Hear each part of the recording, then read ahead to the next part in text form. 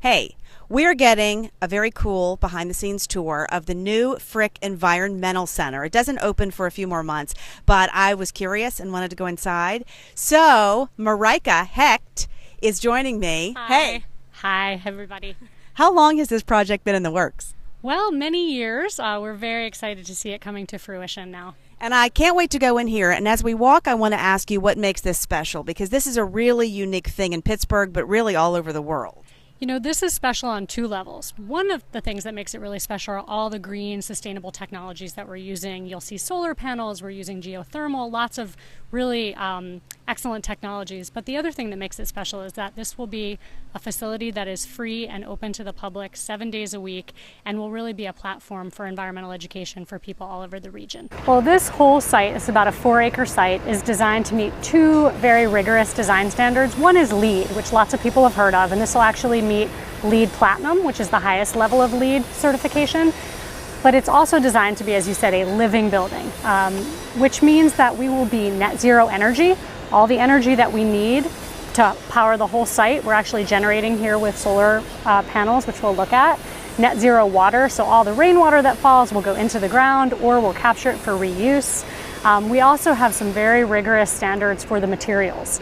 So there are no what are called red list items, no toxic items in the building, and also materials have been sourced relatively locally, depending on their weight. So heavy stuff like the stone that you'll see is from Butler, and then lighter stuff like ideas can come from thousands of miles away. So those are just some of the things that make it a living building. And why should Pittsburgh be excited about the fact that you're doing this? I think Pittsburgh has been on the leading edge of green design for a number of years. You know, we have a LEED certified convention center downtown, and that's really been part of, I think, the pride that Pittsburghers have in becoming a 21st century city, not just a 20th century city.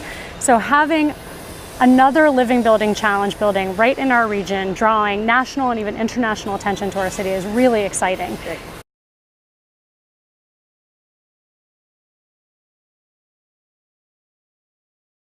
This building is designed to do two things. One is to provide a platform for environmental education. So we'll have programs, people will come here to participate in school programs or summer camps or adult education. But the other thing is that this is really a welcome center for anyone coming to Frick Park. And when we were in the design phase, we worked with about 1,000 people during the design phase, and a lot of people said they really wanted there to be someone at home. If you ever come to Frick Park, it's a little bit confusing. The trails go here and there. And so this is a place where you can come in, you can ask a question, you can use the restroom, fill up your water bottle. So this is the main entrance in, but there's actually multiple entrances into the building. And it's open to everyone. Open to everybody, 7 days a week. And what's really neat about this is you can see we're about to go on a bridge. The building is set back a little bit from the upper walkway that we were just looking at, and that's intentional because the upper walkway is the historic part of Frick Park, and we wanted to have this modern feature stepped a little bit back. But what's also neat is you get this bridge effect. So we're gonna actually walk over a bridge, and you can imagine when these trees grow up, you'll be walking through the treetops, which will be a really neat experience for folks. And what's down here? Looks like an amphitheater. This is an amphitheater. So I mentioned that we did design work with a lot of members of the public, and we would give people little inspirational images of things that they might like. Every group, somebody selected an amphitheater. And so we have a beautiful little woodland amphitheater here. You can see there's some trees planted throughout and all natural sandstone from nearby. But the other really, really cool thing about this amphitheater is that it's part of the story that we're telling about water. So I mentioned that this is a net zero water site. So in some places, we're actually capturing all the water and reusing it. But we don't need to capture all the water and reuse it. In some places, we're able to, what I think of as celebrate the water. It rains a lot in Pittsburgh. Today it's really beautiful out, but not every day. When it rains, we want people to think, hey, let's go to the environmental center, something's happening. So if you look right behind me, can you see that the roof line there is angled a little bit towards the north? When it rains, there's no gutter system on this building. All the rain will sheet off the front of the building in a big waterfall, spilling down, and then it's gonna come down through an art piece that we can peek over the railing at, and then go down through some water steps right past the amphitheater into our wetland complex. So there'll be water steps here too? Only when it rains. So if you wanna come and play in the water steps, you gotta bring your galoshes and your umbrella, and you can come play in the rain, like all kids like to do. We're in the living room, so we want this to be a place where people feel at home. So if you come here one day and you're not here for a regular program, you can still come and sit down, and where we're standing right now, we'll have comfortable rocking chairs.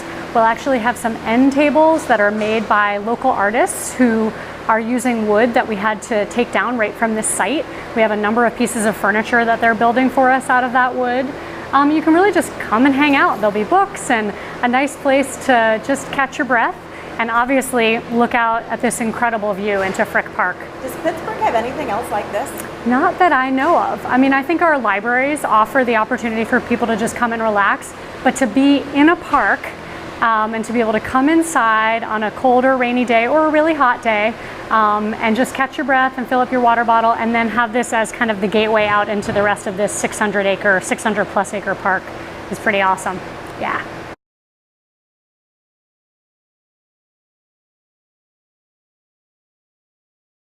Well, this is our outdoor classroom, so we have a nice covered space for people to gather when we have, you know, a little bit of light rain or a little bit of a wind, but we still really want the park and the outdoors to be the main space people gather.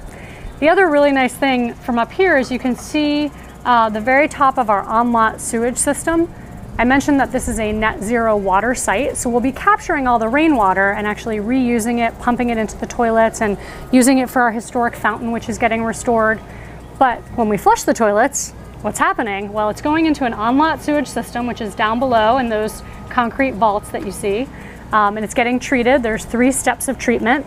And then at the end of the 3 steps, we have a clean liquid, just a clean effluent that gets pumped into a drip field in the woodlands and released back into the groundwater. So it's a completely closed system, which is really exciting so that we're not contributing to the combined sewer overflows that we know we have in our region.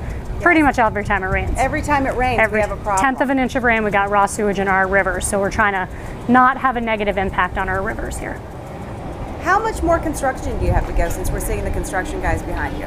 This is a great time to visit the site because there's enough that you can envision what it'll be, but there's still, you know, work happening. I would say we probably have about 2 more months of work to do. We're wrapping stuff up inside the building. You can see the casework was going in, and we actually have furniture getting delivered in a couple of weeks, and then we'll be finishing up the site work after that. Well, first of all, this is not a room that members of the public will typically come in, so this is a true behind the scenes moment. This is our mechanical room. This is kind of where all the magic happens. So I mentioned that we are net zero energy. We're designed to generate as much energy as we will need to use. And the first line of defense is to actually use less energy. So the building uses about 40% less energy than a typical building this size and use in our region. And there's a couple cool things that we are doing to make that happen. One is you saw upstairs, all the windows are open. Natural ventilation is a great way to reduce your energy load. Another thing is that we have a geothermal field up above. We actually walked over it, and that is helping to provide a kind of baseline temperature for the equipment. So what I'm standing right in front of is a ground source heat pump. The liquid that goes through our geothermal field actually comes into this heat pump and transfers energy to another set of pipes that's running as a radiant floor heat through the whole building. So anyone who's ever been in a radiant floor house knows it feels awesome in the winter time. So we have radiant floors everywhere, but instead of having to heat that water from a very low temperature, we're able to use the pretty constant temperature of about 55 degrees underground to kind of kickstart that heating process. And then this gigantic piece of equipment here is called an energy recovery unit. And so we're able to cool the building. We do have mechanical cooling, even though we have natural ventilation on a day like today when it's really, really hot. You can imagine we'd want to turn on some kind of mechanical cooling. But with an energy recovery unit like this one, as it's cooling, chilling the air, it's also capturing some of the energy that it loses. If you kind of think back to high school science, you remember anytime there's a reaction of some kind, a little energy is lost. Well, we're able to recover some of that energy and then put it into the next reaction. So that reduces our energy further. This is our solar array, and this is actually serving 3 functions. So if you look behind me, you can see we have 4 parking areas that are under canopy. So when you come to visit us, you'll pull into the parking in the shade, which is always my favorite place to park. On top, you see we have 588 solar panels. So we'll be collecting enough solar energy to power the main building that we were just in, to power this little barn where we have some additional restrooms, to power all the site lighting, as well as those 2 little historic gatehouses. And then we'll take that energy and we'll actually feed it back into the grid. It's a net zero system, so there's no big battery pack here. We feed back into the grid and we draw from the grid. And then the third thing that the solar panels are doing is they're pretty close to installing a gutter system, and they'll be capturing all the rainwater off of the solar panels.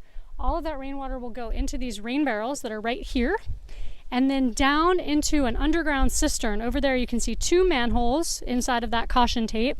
Beneath that is a 15,000 gallon cistern underground, kind of the size of a small swimming pool, that's holding rainwater, and that'll be used for the fountain, for toilet flushing, really for any non-potable use.